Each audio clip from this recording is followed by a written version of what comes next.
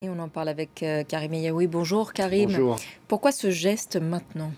Ce geste intervient à la suite d'autres gestes qui ont déjà été faits par la France. On se souvient qu'en 2018, eh bien, Emmanuel Macron avait annoncé que l'État français reconnaissait sa responsabilité dans la mort du mathématicien Maurice Audin. On a vu aussi il y a quelques mois la France remettre à l'Algérie les restes de combattants algériens qui dataient du début de la colonisation au 19e siècle.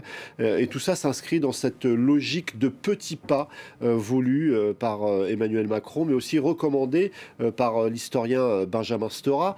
Alors, cette reconnaissance n'a rien d'anecdotique, elle est profondément symbolique, même s'il faut souligner que cet assassinat et ces faits de torture étaient en réalité un secret de polichinelle. On se souvient que le général Ossarès avait reconnu en quelque sorte les faits dès 2000 ou 2001, en tout cas au début de cette décennie. On se souvient aussi que les médias à l'époque s'étaient interrogés sur les conditions dans lesquelles était mort Ali Boumendjel. On se souvient aussi qu'un de ses amis, René Capitan, qui était un juriste et homme politique, avait évoqué la torture qui avait pu être utilisée contre lui.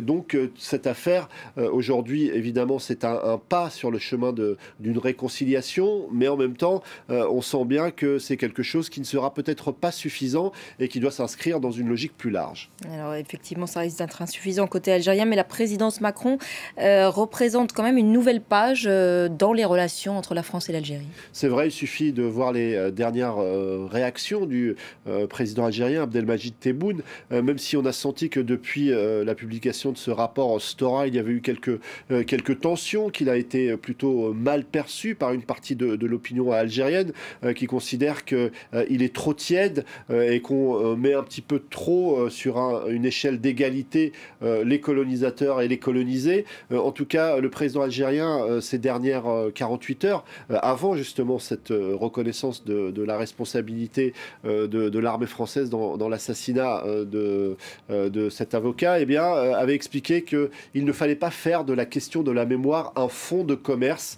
une façon de dire que pendant son absence, peut-être ces derniers temps, pour des raisons de santé, un certain nombre de voix, peut-être un peu trop virulentes à son goût, s'étaient fait entendre. On est, c'est vrai, bien loin des tensions qui avaient pu apparaître en 2005, lorsqu'une loi, dans son article 4, avait évoqué les bienfaits, en quelque sorte, de la colonisation, avant d'être abrogée quelque temps plus tard par Jacques Chirac.